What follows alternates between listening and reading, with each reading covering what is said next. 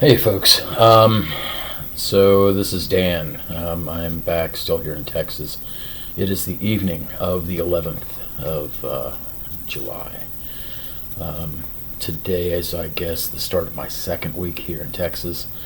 And I'm just doing a really quick video because I'm about to go get on the bus. So I'm packed and ready and about ready to head out to another night. But I wanted to do this really quick because I think this is important. Over the past several days, things have been getting progressively worse and worse here on the ground in Texas. You keep seeing reports of ICUs are almost full. It's past that.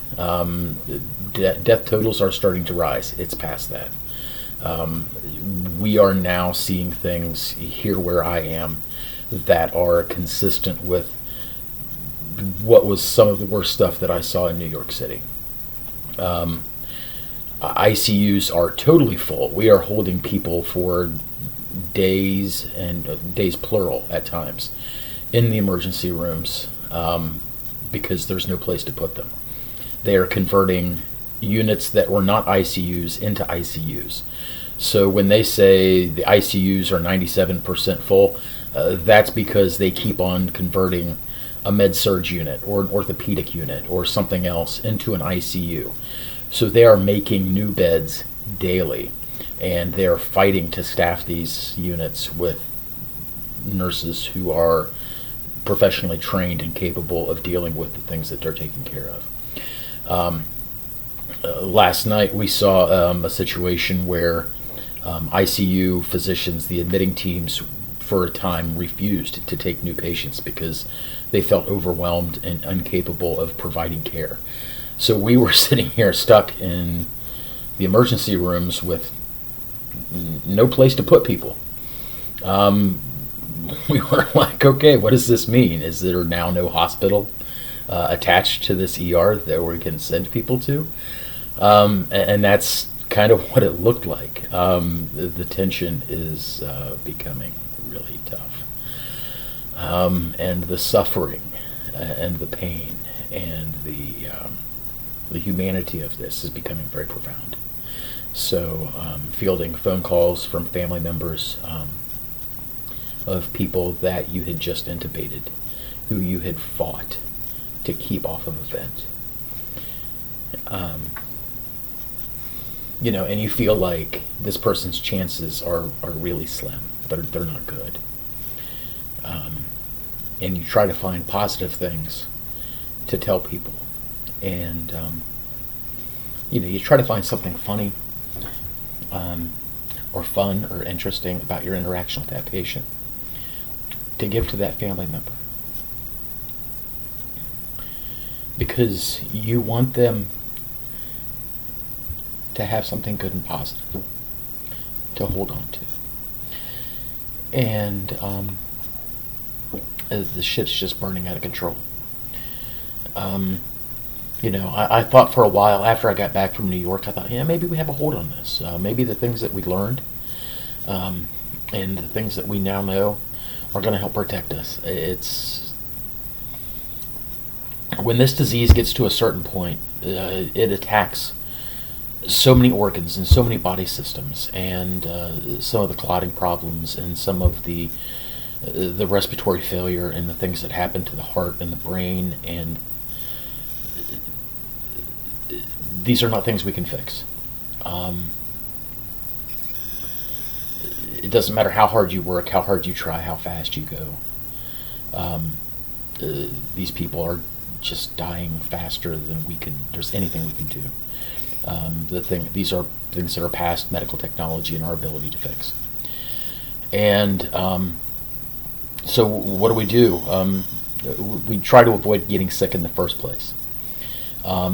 The whole open up thing, yes, we have to try to protect people, because if you can't afford food, you can't afford rent. If you can't afford to feed your kids or keep the lights on, those are also emergencies. Those also have a public health cost. But where is that balance? I still see people. I just kicked a person off of my friends list on Facebook because they have steadfastly just bitched and whined and moaned and denied and been about as intellectually dishonest as a person could possibly be. And this is an intelligent person who has the ability to reason, and they have just been a dumpster fire for the last several months talking about this. And so, in last week, they said, well, if this week, if we see a spike in deaths, I guess I'll have to eat my words. And I sent this person links to information about the fact that they're bringing in refrigerated trucks again to Arizona. We need them here in Texas. They're coming. They're going to be showing up in Florida. And that person's reply, well, what about Ohio? Yeah, fuck you. I'm done with you. If the only thing that you're interested in is what's happening in your tiny little agrarian fucking corner of Appalachia, then you're a piece of shit, and I really just don't have time for your fucking intellectual dishonesty and your bullshit.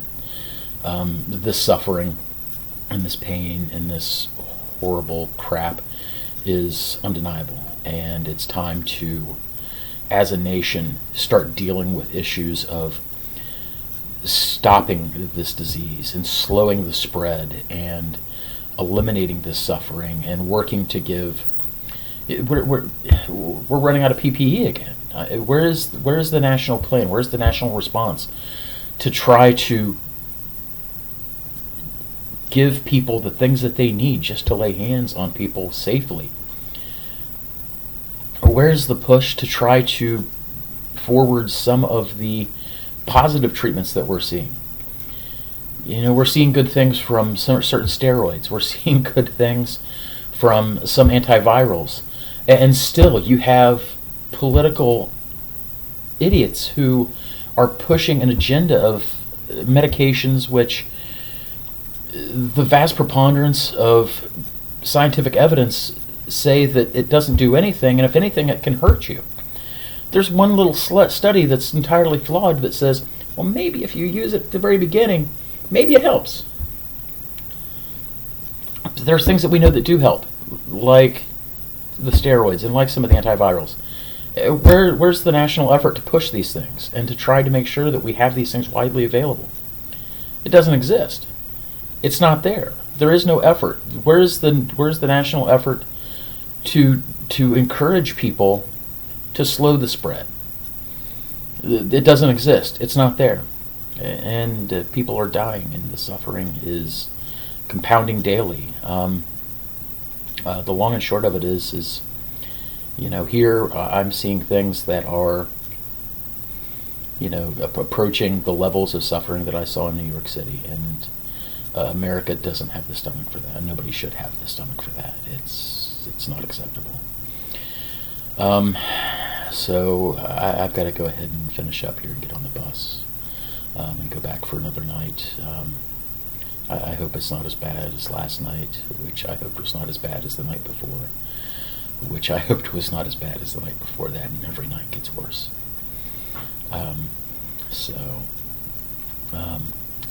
You know, I'm going to keep on suiting up and going in there and doing the best I can, but yeah, it's hard. So that's all for now. Take care. Be good to each other.